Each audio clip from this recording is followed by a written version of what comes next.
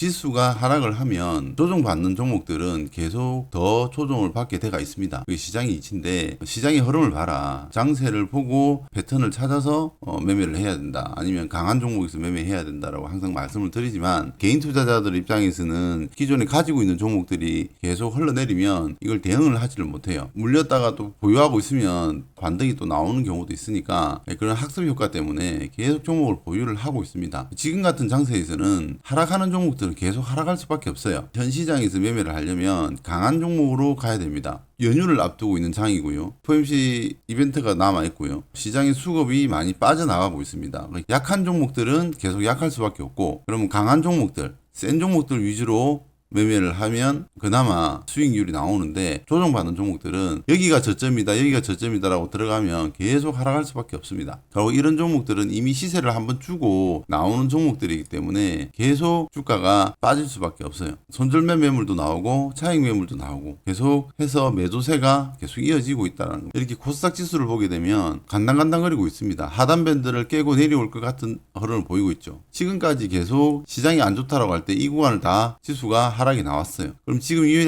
하락 밴드 이 라인에서 이탈이 나올 가능성이 있어 보이는 자리에서 지금 간당거리고 있어요. 대부분의 종목들이 강한 모멘텀이 있지 않으면은 조정을 받을 수밖에 없습니다. 손절매 매물이 많고 좀 관망 심리가 많기 때문에 시장에 수급이 들어오지를 않아요. 평상시에는 종목이 뭐 10종목이 상승을 했다 그러면 지금 상승하는 종목이 5종목도 안 됩니다. 그렇다라고 하는 것은 그만큼 시장에 힘이 없다라는 것이고 시장에 자금들이 지금 유출되고 있고 매매하는 사람들이 줄어든다는 거거든요. 코스닥의 거래대금이나 거래소의 거래대금을 보시면은 바로 확연하게 알 수가 있는데 거래대금이 한 8조 원밖에 안 됩니다. 8조 7천억. 8월 말 경우에는 17조 원의 거래대금이 터졌습니다. 그러면 그때 비하면 10조 원이 날아갔거든요. 그러면 시장에 거래 대금 자체가 없다라는 걸 하는 것은 그만큼 매수세가 약하다라는 거예요. 정시의 일정들이 이벤트들이 남아있고 9월 장세는 쉬어가는 장세라고 내가 누차 8월 말부터 말씀을 드렸잖아요. 그러면은 시장의 탄력이 현저히 떨어집니다. 종목들이 많이 상승을 했다 그러면 지금은 그 상승 종목들이 절반으로 줄어들었고 그나마 상승하는 종목들도 탄력이 많이 떨어져 있는 상태다. 시장의 거래 대금이 없고 매수세가 쉬어가고 있는 중이기 때문에 그런 이벤트들이 있을 때는 어쩔 수 없이 시장이 쉬어갈 수밖에 없다라고 제가 말씀드렸습니다. 종목을 매수하는 타점이나 관심 종목으로 뽑는 종목들을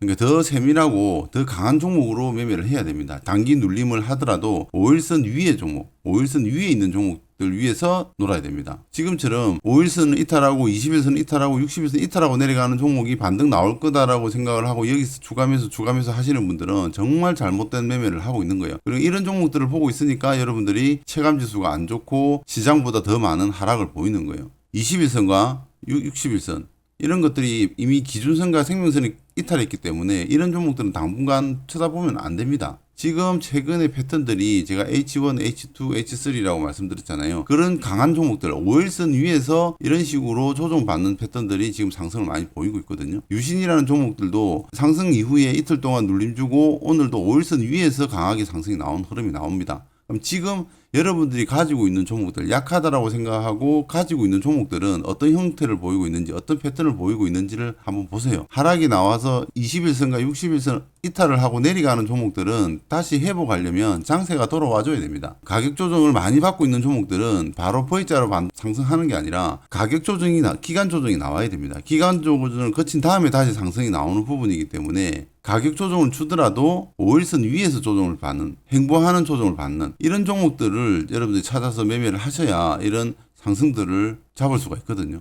지금은 이런 식으로 흘러내리는 종목에서 이렇게 흘러내리는 종목에서 타점을 잡아가지고 반등이 왜 안 나오냐 그러면 이거는 상승하지 않는 종목에서 여러분들이 매매를 하는 거예요. 최근의 시장의 흐름도 말씀드렸지만 이런 식으로 물론 역배열에서 올라오는 패턴이지만 강하게 거래가 실려서 상승이 나왔는데 위에서 엄봉에 거래 줄이고 5일선 위에서 조정을 받았던 종목들이 상승을 보입니다. KMW도 마찬가지죠. 물론 재료가 터지고 뉴스가 나왔기 때문에 상승을 보이지만 역배열의 급등주 패턴이라고 하는 것은 그동안에 물려있던 사람들, 그동안에 소외받았던 종목들이 거래량이 들어오면서 상승을 보이거든요. 근데 조정을 받는 게 보면 5일선 위에서 이탈을 하지 않고 조정을 받고 상승이 나옵니다. 오이솔루션도 마찬가지고요. 5일선을 타워가면서 엄봉이 나오고 다시 상승이 나와요. 공통점을 여러분들이 아셔야 돼요. 지금 여기도 보면 엄봉에서 거래 실린 다음에 다시 양봉이 나오고 이 패턴들이 전부 다 어떤 패턴들입니까? 역배열 급등주 패턴입니다. 역배열. 그러니까 그동안에 추세 하락했다는 거예요. 이제 재료가 나왔기 때문에 상승을 보이지만 그만큼 시장이 체력이 약하다는 거예요. 그동안에 소외받고 거래량이 없었던 종목에서 수급이 들어오면서 급등이 나오는 패턴들인데 이런 것들은 전형적인 약세 시장에서 주로 많이 나옵니다. 뭐 에코프로나 2차전지나 반도체나 로봇 관련주나 이런 종목들이 상승을 보여야 되는데 반대로 이런 종목들은 지금 다 조정을 받고 있거든요. 그러니까 시장은 하락하는 것이고 그 틈새 시장에서 상승할 수 있는 부분들은 매물 압박이 적은 종목들,